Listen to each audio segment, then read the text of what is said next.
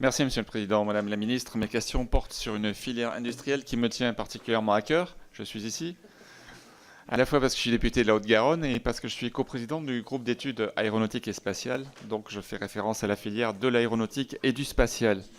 À l'évocation de cette filière industrielle majeure pour notre pays, les grands constructeurs du secteur viennent à l'esprit: Airbus, ATR, Dassault Aviation, Safran ou encore Thales.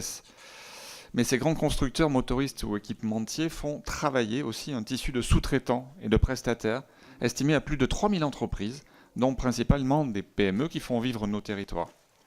Ce secteur totalise 300 000 emplois directs et indirects et réalise un chiffre d'affaires annuel de près de 65 milliards d'euros, dont 85% à l'exportation. C'est ainsi le premier contributeur au solde positif du commerce extérieur de la France. En premier lieu, je souhaiterais avoir votre ressenti sur les grands enjeux et les actions structurantes prévues par le contrat de filière aéronautique signé le 10 décembre dernier. Ensuite, l'un des risques pour ce tissu industriel dense dans une filière aussi internationalisée que l'aéronautique est de pâtir d'un environnement international défavorable pour les affaires. La concentration géographique de cette industrie dans la région Occitanie, et plus spécifiquement en Haute-Garonne et autour de la métropole toulousaine, a des avantages mais également des inconvénients.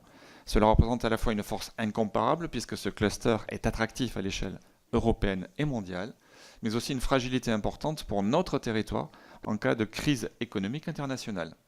Face à ce risque, quelles actions comptez-vous mettre en œuvre, ou en tout cas aider?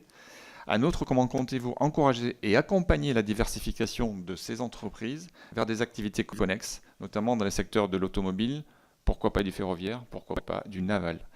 Merci Madame la Ministre. Sur l'aéronautique, d'abord, Monsieur Laglaise, c'est un grand succès en France. Hein. On est le seul pays avec les États-Unis à être capable de produire un avion de A à Z. On a tous les composants. Donc ça, c'est une vraie fierté industrielle française. Et je crois que, pareil, il faut savoir le dire. Moi, je voyais le patron à l'international de Boeing qui manifeste de grandes velléités d'investir en France et qui est très enthousiasmé par l'écosystème toulousain. Le contrat stratégique de filière prévoit un certain nombre d'objectifs. La mise en place d'une plateforme numérique Boost Aerospace qui permet à l'ensemble de la filière d'être intégrée et d'avoir une prévisibilité sur les productions et donc d'anticiper dans leur chaîne de production la suite et justement d'être complètement intégrée en termes 4.0. Donc c'est la première industrie à être à ce niveau d'avancement sur le 4.0. Il va avoir un effort de compétitivité à faire, c'est clair, pour notre industrie, mais on en a tous les moyens. Il y a un certain nombre d'éléments de programmes d'accompagnement de l'industrie du futur avec un volet cybersécurité dans lequel l'État contribuera à hauteur de 5,4 millions d'euros dans le cadre d'un partenariat État-région pour améliorer la compétitivité des entreprises et se protéger de certaines menaces de nouveaux entrants dans le secteur. Les Chinois sont annoncés, probablement pas tout de suite, mais en 2025, pas leur premier avion, mais leur deuxième avion sera effectivement assez compétitif.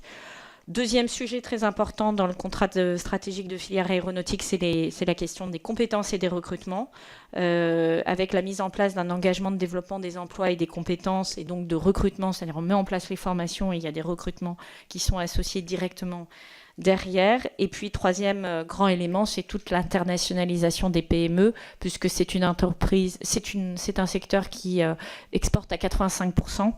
Et le sujet, c'est comment embarquer les PME pour lesquelles le risque à l'exportation est plus élevé pour un grand groupe. Et vous avez un plan spécifique sur ce sujet-là.